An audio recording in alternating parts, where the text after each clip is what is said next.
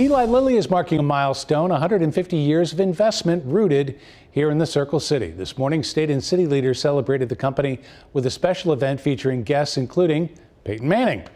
CBS 4's Beairshelle Edmé hosted that panel discussion that included former Governor Mitch Daniels. She also sat down exclusively with Lilly CEO to talk about how the company plans to grow for the next 150 years.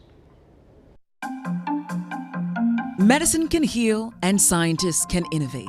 Eli Lilly Company believes it does both right here from the heart of Indianapolis. He was driven by purpose, which was to make medicines that did what they said they'd do, which seems like a basic idea now, but in that time, there was no regulations. People would buy medicines that didn't do anything or maybe even harmed you. In 1876, Civil War Colonel Eli Lilly founded a company in Indianapolis to make medicine. And in a century and a half, scientists in this Indianapolis-based headquarters have discovered dozens of drugs, from antidepressants to insulin to treat type 1 diabetes. You would live a few years at most. And now we celebrate people living 70 years post-diagnosis. Incredible. Or the mass production of penicillin, which Lilly led during World War II. Today, Lilly's top drug is what's known as a GLP-1, Zepbound, Mounjaro, and now in pill form, Foundayo. The FDA-approved drugs help manage blood sugar levels and have tackled obesity, which CDC says affects 100 million Americans.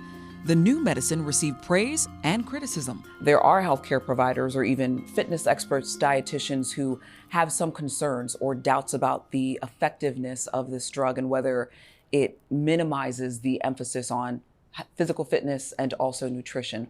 What, if any, response do you have to some of that criticism? Yeah, well, we have a lot to say about that. Of course, all our clinical trials, which show those weight loss numbers, like I said, 40, 50 pounds with Zepbound, are on top of diet counseling and physical fitness regimes, which when people go on our trials, we give best standard of care. That's what we recommend when people are going on the medication. It's not a replacement for daily discipline in our dietary habits, and certainly not a replacement for physical activity, which has its own benefits beyond weight loss. Starting in July, seniors on Medicare will be able to fill these weight loss prescriptions through a pilot program for a $50 copay versus the norm, $1,000. Drug advancements also mean operation expansion in the Hoosier State, including in Lebanon.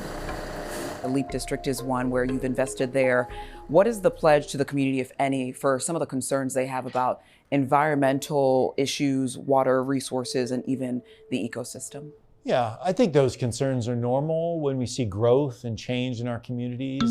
But Lilly's got a long track record here, and I think people should, really look at that, which is that pretty much everywhere we've built new sites, that the air and the water that is around those sites is cleaner than when we started. I don't want to say trust us, hold us accountable to that standard that we've had in the past, but I think our track record is really excellent here.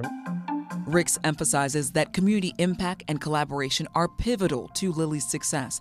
As the company celebrates its anniversary, he tells me an estimated 100 billion people's lives have been saved in these 150 years from the drug research, development, and manufacturing happening in Indiana and beyond. This celebration is not just one for the company, it's one for the community.